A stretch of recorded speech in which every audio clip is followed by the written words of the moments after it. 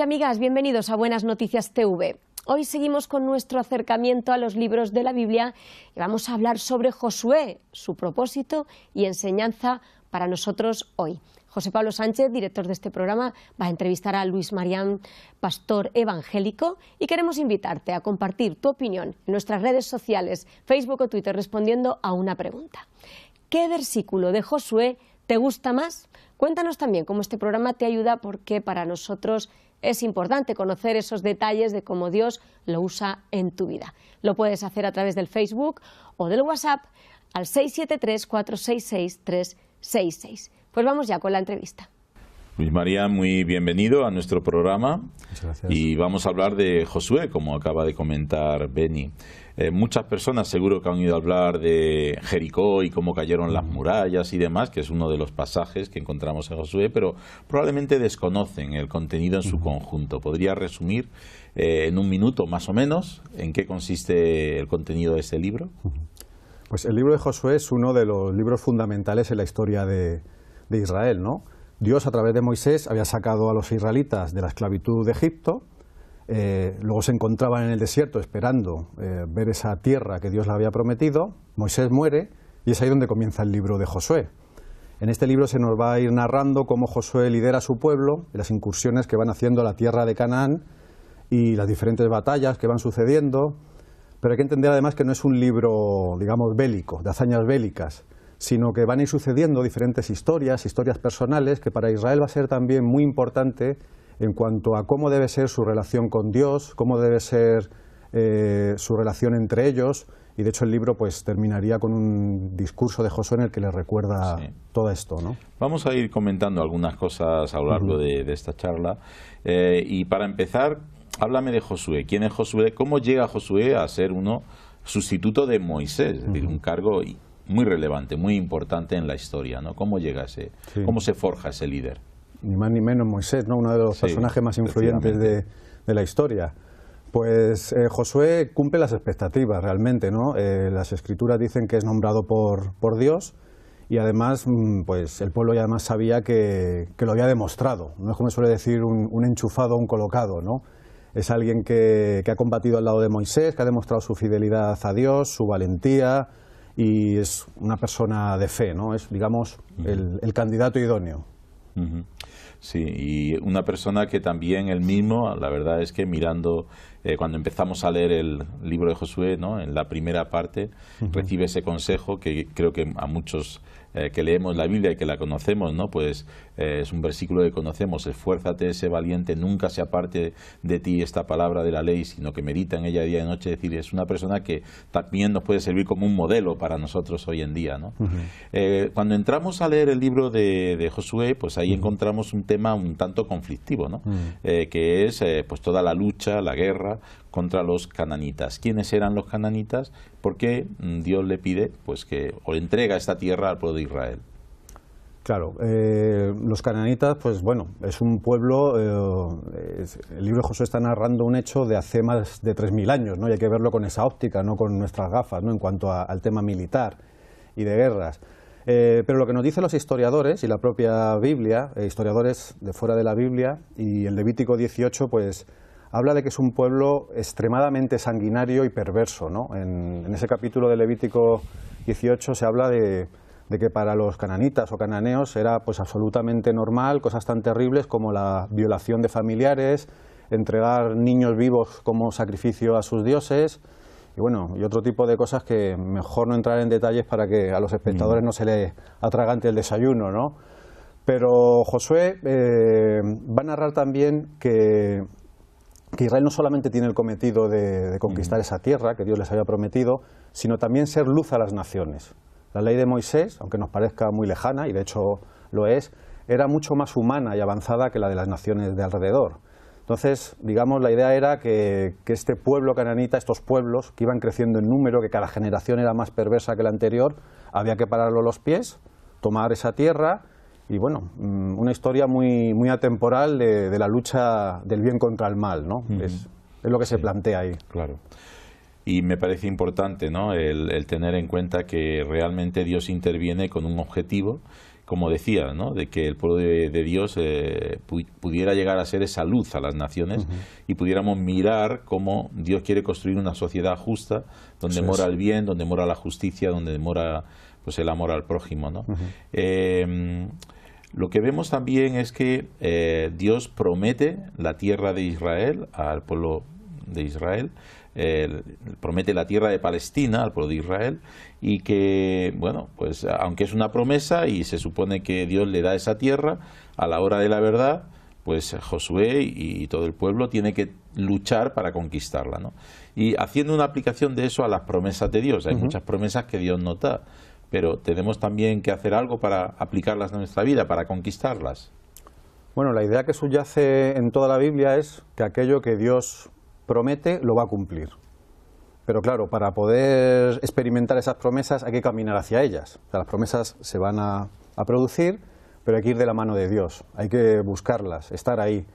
Y además es interesante porque en nuestra mentalidad actual somos muy individualistas y a veces vemos este tema de las promesas como algo para mí, que también lo es. Pero en Josué vemos que lo que uno hace afecta al resto del pueblo, ¿no? Y esto en el cristianismo también es muy interesante, este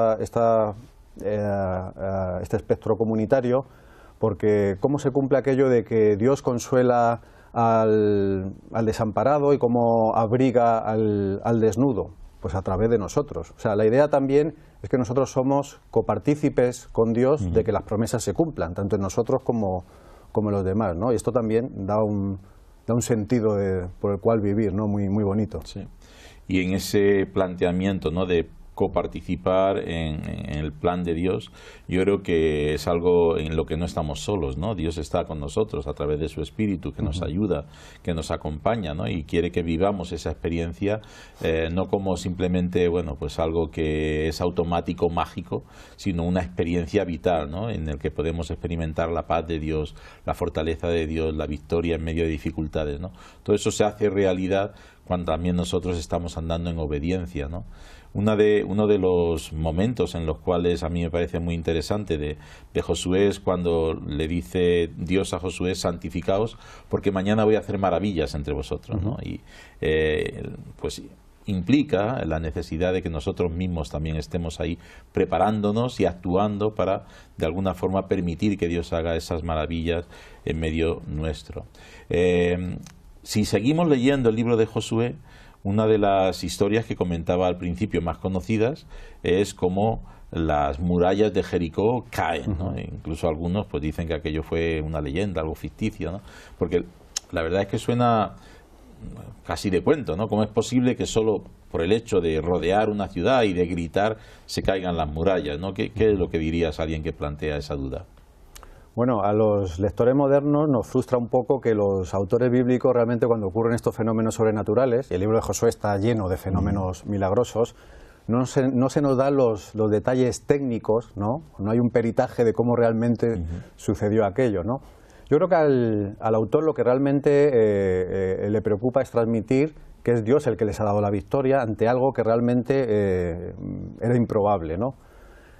Dos de los eslóganes del marketing actual más influyente para motivar a los deportistas, ¿no?, que igual que tienen que batallar y tratar de vencer, son Just Do It, solamente hazlo, y otro que es Impossible is Nothing, ¿no? Nada es imposible. Yo creo que esto resume tanto este episodio de Jericó como todo el libro de Josué, ¿no? Dios le dice a su pueblo: simplemente hazlo, nada es imposible para Dios. Bueno, y efectivamente es Dios al final quien tira las murallas, no se caen solas porque gritemos, ¿no? Cuando confiamos en Él realmente vemos la mano de Dios interviniendo de forma sobrenatural. En el libro de Josué evidentemente hay muchas historias, pero creo que sobresale junto con Josué otro personaje, ¿no? Caleb. Y de hecho, pues prácticamente Josué y Caleb son los únicos que quedan de toda una generación, ¿no? ¿Qué podemos saber y aprender de la historia de Caleb? Caleb realmente es un llamado para poder salir de nuestro círculo de confort, ¿no? Para realmente ir adelante y batallar pues con todas aquellas cosas que nos dan miedo, ¿no? Que nos parecen hostiles, que pensamos que no vamos a poder conseguirlo. Pero yo creo que lo que Dios nos está llamando a través del ejemplo de Caleb es que realmente nos va a beneficiar poder salir de muchos de los desiertos en los que realmente vivimos y podemos pasar a conquistar otras tierras, ¿no? donde fluye la leche y la miel, donde brota el agua de vida como era en Canaán, y que eso son batallas que se pueden conseguir confiando en Dios, ¿no? Sí, fíjate que a mí me sorprende mucho el valor de Caleb, ¿no? Que, bueno, él cuando ya tiene 80 años, pues después de haber estado luchando para avanzar lo que es la conquista de la tierra prometida, vuelve a Josué y le dice: oye, mira, que a mí me habíais prometido esta y esta tierra y ahora me toca ir y conquistar mi tierra, ¿no? Y esas ganas, ¿no? Es tener 80 años y no haber perdido la ilusión ni los sueños, ¿no? Yo creo que eso es un aspecto tan bonito que podemos aprender de Josué, que él tenía claro su llamado de Dios y su deseo no se viene abajo por más que hayas pasado toda la vida luchando, ¿no? Yo creo que eso es algo que también nos inspira y nos motiva muchísimo. Mucho, ¿no? Sí. También Josué, son dos. Sabemos más de Josué que de Caleb, ¿no? Pero también Josué, en la última parte del libro, ¿no? Comentabas al principio, pues que él plantea